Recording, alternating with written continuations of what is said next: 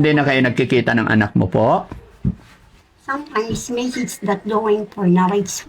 Eh, ganito, nagtingin ako. Pero pala yung kayo, kaya nga yung hihintiro ko na siya. Yung asawa niyang security guard, nagloko.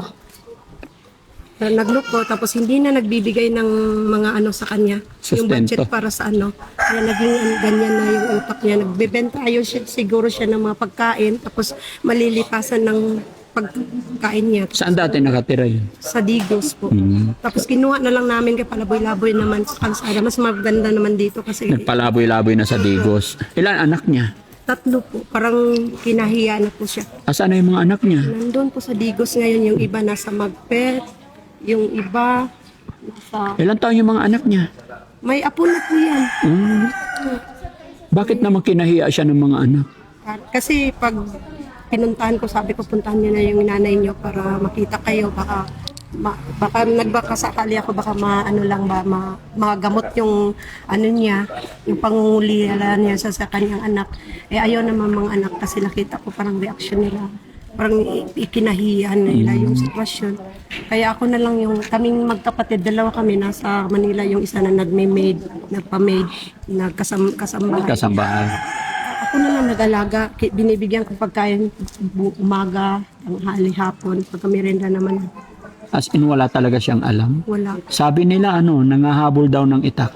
Asawa mo po nasaan? Ako nga asawa, Opo. single. Ha? Single lang ko, di ko mag-ilabutin. Single ka lang? Nag-single na. Pero may anak ikaw? 4. 4. Nasaan ang imong asawa? Ang buhay yun, nasa panty. Nasa? Meron pa akong isang buhay, nasa panty. Sa mat. Ano? Libuhin ko daw siyang anak. Ah, Buhay yun ako itong isa ka anak. Mabuhay kaya? patay na ba yung iba mo anak? Isa lang ang napatay. Hindi pa ang sakit. Piyang nang na bunalan siya dito. May bali naman. Bunalang isa nga lang May bali dito. dito. Ang sakit trabaho niyo. Wala niyo ng gabi. Singkang na. Hindi mo ang kuya ka ang trabaho. Malayin ko. Nanong bula. Yan. Sabi nila Oh, lagi ka raw nagagalit. Ano nangyari po sa iyo? kuling ko. Himara o tinawon ko iting kuling. Kayo ko yung utang. At the same time, some isip na babae. Di na ako pain. Akong trabaho. At Leticia, anong trabaho mo dati? Baka ng pwede na ako ito. Hmm. 1980, ang trabaho ko. Oh, anong trabaho mo nung 1980? 1980 hanggang ngayon ay baka. Pero hindi ako bodybuilder. May lalaki ng patrabaho niya. Actually. Saan ka po nag-aral? Ako yun. Meron strict na ko kang Aling. Engineer Aling. Tukaanip yun. May kaduha. Nagsarili ako. Anong course po? 400 ang order na. Ang course ko ay isang commercial property. At ngayon din, walang kapital sa, pero mayroon. Pero nandoon pa sa ilang ang selo ko. O siya ang tumil. Tupperware dealer at saka Bobby Cosmetic, nagsiseldo na sa akin ng 65,000 lang. Hantod ka ron? Oo, karoon lang kung dawaton ko siya ang ibigay sa akin. Yan lang kami nag-plate. Kung nila ko kami. Cosmetic daw ang kanyang trabaho. Aking trabaho ay cosmetic at saka dealer ng Tupperware. Ngayon din, nag-distributor ko ng Tupperware. Kung hindi ko magpautang, kahit kawaway. Hindi daw siya magpautang. Mananong sa ako. So iba-iba na Hindi talaga kaya ang ako sinasabi niya. kawain. Hindi naman. Wala man akong utang. Sa totoo, nagkapital ko. Naka-short pa siya, bay? Ma. Na, Oh, nag-short. naka-short. Tawangan ko ng kwan. Asan yung mga kapatid mo ngayon? Sa layo sila. Sa? Sa layo. Layo. Malayo daw mga Paano siya nabubuhay? Paano siya kumakain? Kung saan yung pagkapo? Ako, nakakain ako sa next door.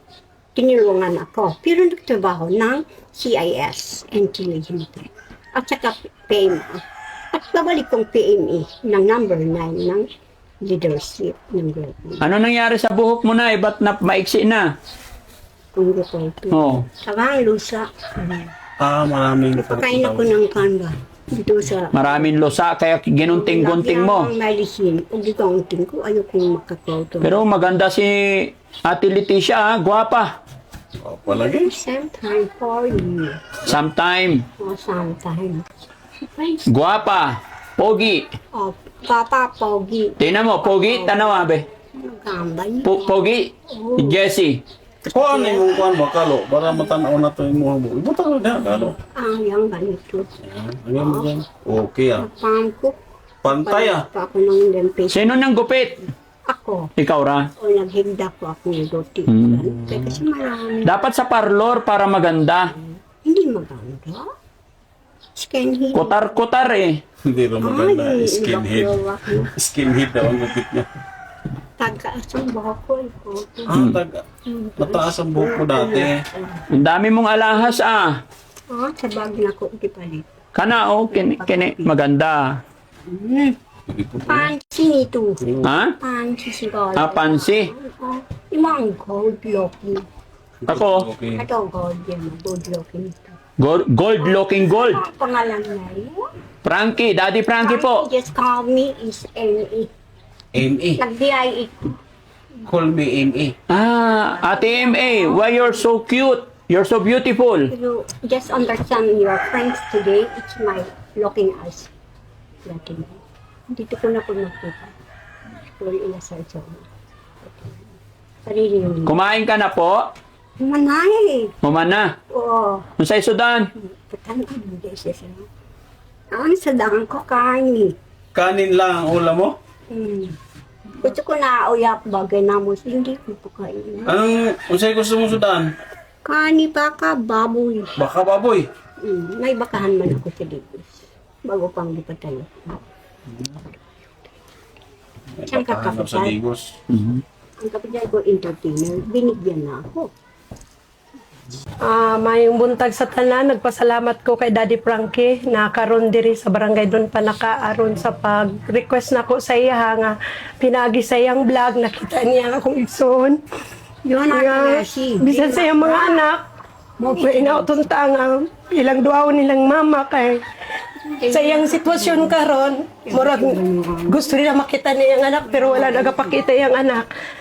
Inta, makita ninyo iyang inyong inahan karon.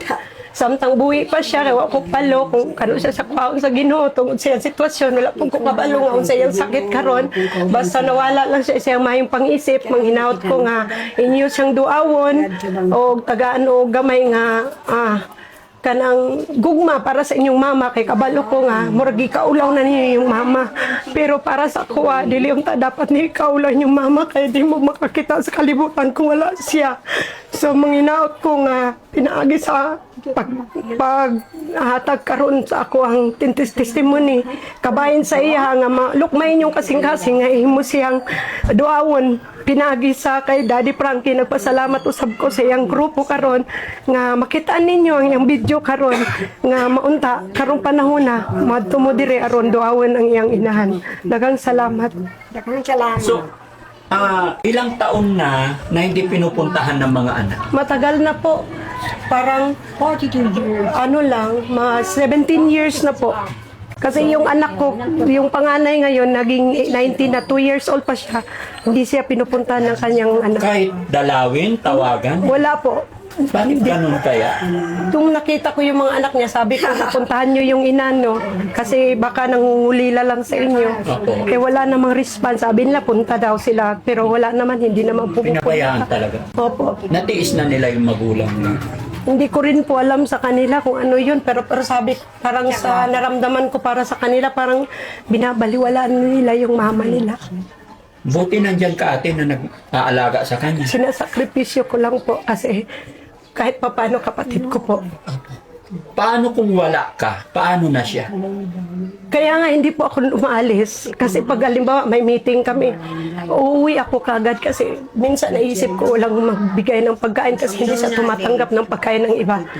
Baka daw may lason, ayaw niya.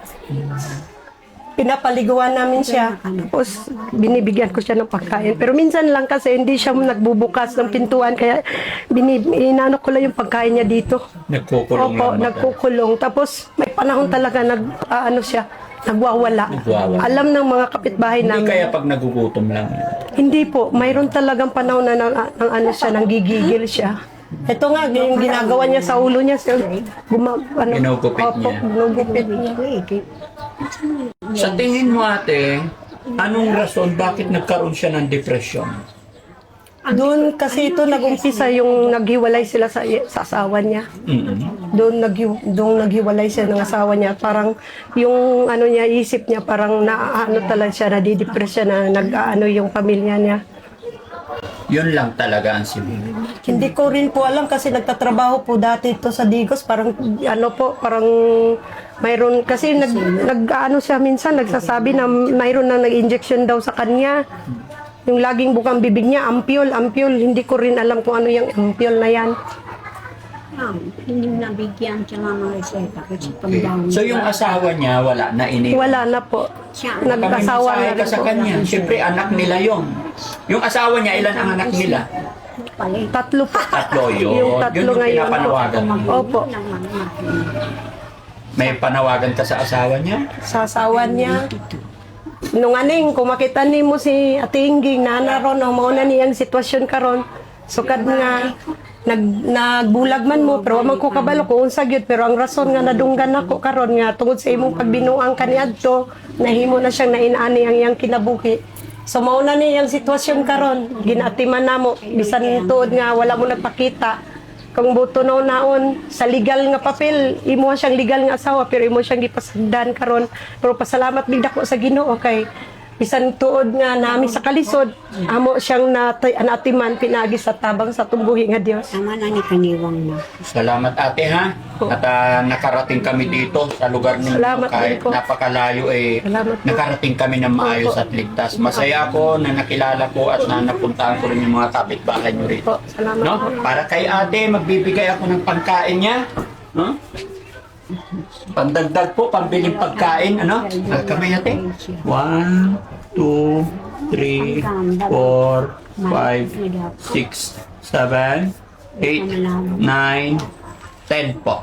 Daddy Frankie, maraming salamat po. Malaking tulong po. Bahala na po si Lord sa inyong buhay. Sana po marami pa pong matulungan kayo kasi alam ko na nasa inyo po ang pagtulong sa ibang tao. God bless you po. Salamat po. Always. Salamat. Pasalamat lang tayo kay Opo. God. Ano po? Thank you. Laban lang. Bilang kapatid, ramdam kita. Tama yung sinabi nila mga kababayan. Kapatid is kapatid. Ano't ano man ang mangyari, magka-problema tayo, mga bata pa tayo. Pero pagdating sa dulo, sasaklolo, tutulong sa atin is pamilya, kapatid pa rin. Gaya na nangyari sa kanila ngayon. Kaya sa lahat ng ating mga kababayan, mga kabarangay, mga kapanood ng video ito, sa mga magkakapatid, magmahalan po tayo. Hindi natin alam ang kinabukasan natin, hindi natin alam ang bukas future. No? Kaya love to each other. Magmahalan po tayo parati. Maraming salamat po mga kababayan, lalong-lalo na sa lugar na ito. Digos, Barangay doon Panaka po, Magpet, North Cotabato. North Cotabato. Yun mga kababayan. Mabuhay po tayong lahat and God bless po.